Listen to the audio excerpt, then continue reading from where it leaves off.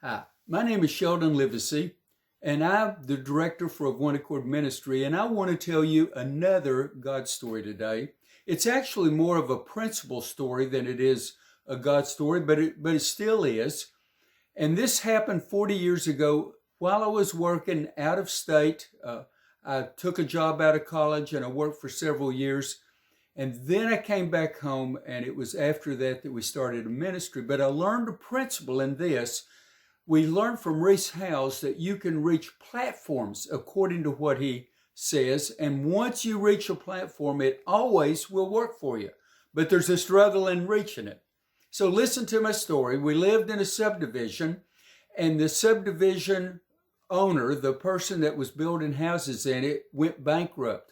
And so we had several vacant lots, and nobody was there to take care of those lots or to clean them up several years while it was in bankruptcy. So it fell on homeowners to go around and to take a couple of times a year that they would kind of clean it off, clean the lots off, at least down to the road, and make it look presentable so that our homes would look better.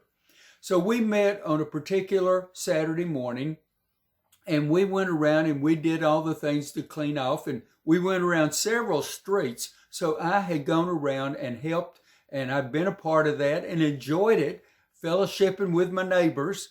But you know what? I looked down when we were finished, and I had a watch that was given to me as a wedding gift, and that watch was missing. Oh my goodness.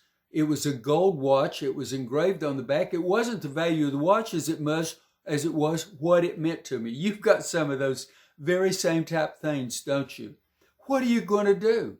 I was determined that I was going to find that watch. We would cut down weeds and we raked dirt, so that things were smoothed up. How in the world was I going to find it?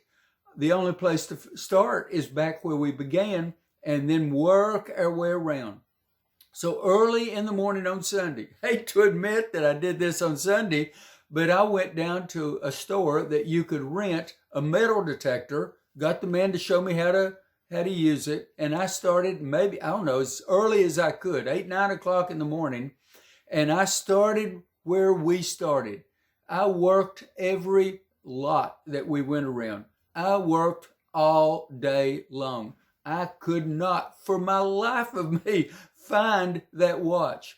And I went all the way around, and I got to where we were right at the end. I hadn't noticed the watch all day long. I guess I never even noticed what time it was, so I couldn't pinpoint at what. I knew that it was on me when we started. I knew that it wasn't on when we finished. Where are we going to look? So we got to the very last part, and I was praying the whole way. God, help me find this. Please, Lord, help me find this. And so we got to the very last. It was starting to get dark on me, and I had my rake, and I was raking through things that were already raked, and I'd already checked everything. I was fixing to go around for the second time, or maybe I hadn't gone around for the second time, but I got to the very last place that we worked, and there was a lot of dirt there that had been shoveled and raked to smooth it over and make it look nice. And I kept raking, and I went down even another layer deep, and guess what? I drug across that watch, and I found it. I found my watch. But not only did I find my watch, I noticed that something happened after that. Never again would I lose something that I couldn't find. I don't know that I've ever lost anything that I've not been able to find. And if I don't find it easily, I just say, Lord, have one of your angels take what I've lost and take it from where it was and put it to where I can find it. And I remember even doing this for other people. I remember one girl losing her cell phone. And this was several years ago, but I happened to be there, and I looked at where she said, she said it was in her car, and we looked in the car, and it was not there. Looked every conceivable place under the seats. You could see very clearly. It's a bright summer day, so you could see very clearly. We couldn't find it. She looked in other places, she thought, and she came back and she said, well, I can't find it. And I said, it doesn't work that way. When I'm looking, we're going to find it. And I say, Father, have your angel take that watch or that phone and take it from where it was and put it to where we can find it. And you know what? I went right back to that car and I looked under the seat where I just had looked. And right in the center, under the center of the seat, was her cell phone. And I don't know why that is.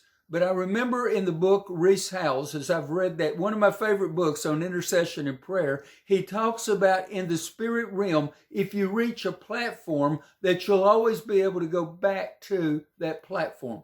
And some of you that pray a lot, you know what I mean, and some of you that don't make any difference. But what I'm trying to say is you press in. Whatever your need is, you press in until you have God meet you at your point of need, whether it's your prodigal coming home, whether it's a health issue, whatever it is, you do that to God meets you at that point of need. Be a Jacob that says, I will not let go until you bless me, until the prodigal comes home, until the health is restored, until whatever it is.